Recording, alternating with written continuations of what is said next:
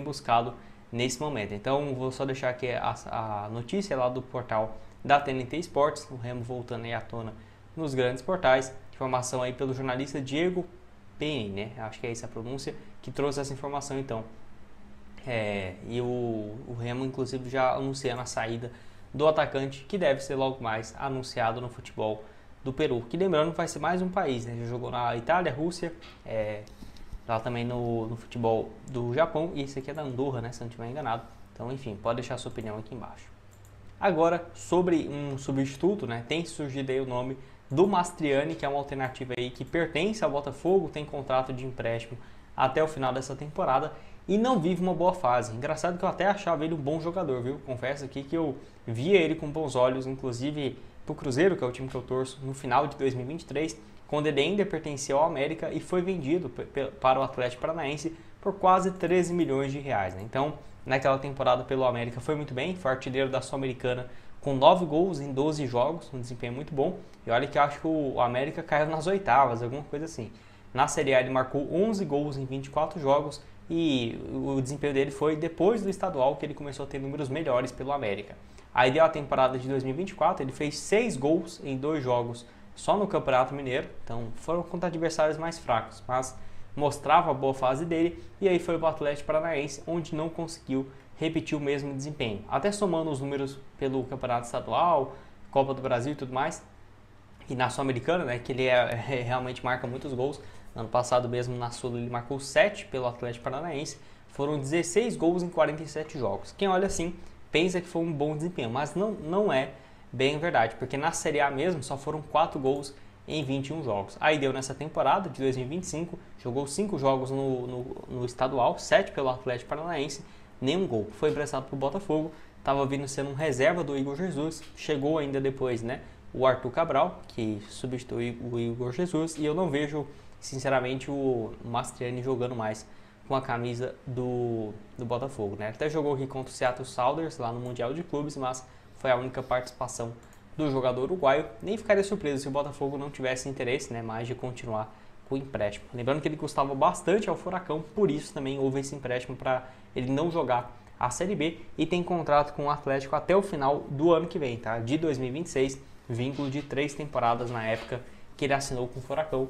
Eu acho um bom nome, apesar da fase dele que está sendo ruim e tal, para a Série B acho que seria sensacional, e talvez uma mudança de ambiente faria bem para ele nesse momento, né? Ele chegar e ser um titular absoluto, incontestável, acho que ele chegaria assim nesse momento para a competição. Claro, nunca disputou antes uma Série B, isso aí parece besteira, mas faz diferença sim, né? Mas de qualquer forma já vem de uma boa fase há muito tempo, né? Desde o futebol lá do Barcelona do Equador e tal, pelo América, então eu acho que ele daria assim conta do recado. Vou só deixar o mapa de movimentação dele também no Brasileirão. Esse ano, né, foram poucos jogos, tá aqui no ano passado, 2024, pelo Atlético Paranaense, jogador mais de área mesmo, não é um cara que vai voltar a construir tantas jogadas assim, mas apesar disso não acho que é uma parede também, né, só vai ficar parado dentro da área, não é bem assim, até porque ele não é gigante, né, 1,96 m, não, tem 1,80 m, então ajuda um pouco mais na tabela, mas não em si na construção lá de trás e construindo as jogadas, igual por exemplo um atacante, o Vitor Roque, até o Davó, na minha opinião, tem uma movimentação melhor, mas não acho que seja melhor tecnicamente do que o Mastriani. Pode deixar a sua opinião aqui embaixo nos comentários. O que você tem a dizer, uruguaio de 32 anos de idade. Lembrando também que teve essa especulação envolvendo o Thiago Marques também do CSA, que foi descartada, né? Uma contratação mais realista, até porque não teria um custo tão alto de salários. Mas vale lembrar que o CSA não teria interesse em liberá-lo, porque está na reta final da Série C, de olho no acesso.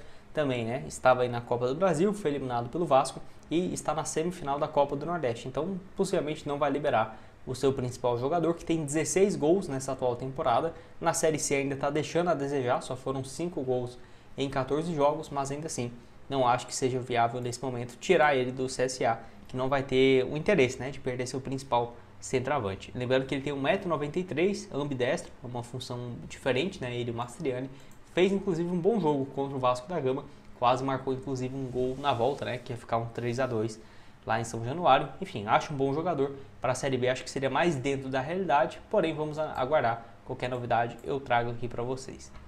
E aí o último nome seria justamente do Matheus Peixoto, 29 anos de idade, centroavante que não vive uma boa fase lá no futebol japonês, desde quando ele foi contratado. Inclusive ele está sendo reserva de um time da segunda divisão, né? Essa equipe caiu no ano passado e nesse ano ele tem jogado muito mais como reserva do que titular. Foi isso mesmo que aconteceu. No ano passado ele até perde a posição de titular absoluto, 38 jogos, 7 gols. Nesse ano, 8 gols em 28 partidas. Não sei se a equipe japonesa também faria, nossa, um grande esforço, né, para manter o jogador por mais muito tempo, porque o vínculo dele mesmo se encerra no final dessa temporada. É engraçado que quando ele surge ali, teve passagem no Bragantino, no Sport, enfim, mas o principal destaque dele foi no Juventude em 2021. Eu pensei que ele ia ser um grande jogador, tipo assim, jogar num Flamengo, num clube realmente ali para brigar por títulos, porque ele começa bem demais o Campeonato Brasileiro daquela Série A pelo Juventude, foram 7 gols em 12 jogos. Aí ele vai lá para o futebol ucraniano, o Metalist, onde foi muito bem também. Acho que foi pouco antes de estourar, né, que ele teve um pouco mais de frequência, e no ano passado que ele teve uma nota melhor na Liga Japonesa, né, 7.51, 11 gols em 15 jogos. Pode deixar a sua opinião aqui embaixo. Igual eu falei, não é fácil, mas o Matheus Peixoto acho que é uma alternativa mais viável porque ele tem sido reserva num clube da segunda divisão, né? Então acho que eles não forçaria para manter o jogador, que diferente do Rafael Elias até 2027, né? O contrato do Matheus Peixoto é só até dezembro, então ficaria muito mais fácil de imaginar. Eu acho também ambos, né? Qualquer um dos dois aqui seria uma baita contratação. Pode deixar sua opinião aqui embaixo. Você concorda comigo ou discorda? O espaço para comentários vai estar aqui aberto.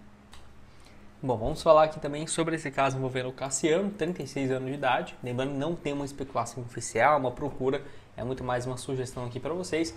Ele que até começou, né, como titular, a Liga lá de Portugal já começou na última sexta. Ele jogou em 90 minutos na derrota por 2-0 para o Sporting, né, que hoje é um dos melhores clubes lá de Portugal. 29 jogos, 11 gols na temporada passada. Isso que é engraçado, né, porque duas coisas também, né? O pessoal fala que a Liga Portuguesa é o mesmo nível do Brasil ou melhor. Mesmo nível eu já discordo muito, quem dirá melhor, né? Porque ele mesmo aqui no Casa Pia, 11 gols na primeira divisão, ele marcou 10 gols, tá? Pra você ter ideia. E no Avaí em 2024 na Série B, estadual ou foi Série B? Série B, 8 jogos na Série B, não conseguiu marcar sequer um gol, né? Então assim, você vê o contraste, né? O pessoal fala que aqui é diferente e tal. É claro, ele tem uma adaptação, às vezes o estilo de jogo não é tão simples assim. Mas isso comprova muito, né? Que na minha opinião, a Série B aqui do Brasil, que é os restantes dos 12 times lá do futebol português. Tem uns 3, 4 muito bom, e aí é igual os nossos aqui, né? O Palmeiras, o Flamengo, o Cruzeiro, o Investimento Alto, o Botafogo. E aí uns outros ali que é bem intermediário, um Coritiba mais ou menos, um Criciúma. O Casa Pia, por exemplo, entraria nessa situação. Lembrando que ele joga junto com o Pablo Roberto também, né? Que passou muito bem pelo Remo recentemente. Apesar dessa passagem dele pelo Avaí, ainda acho que seria uma boa, porque é um jogador que fisicamente sempre está muito bem, apesar dos seus 36 anos de idade.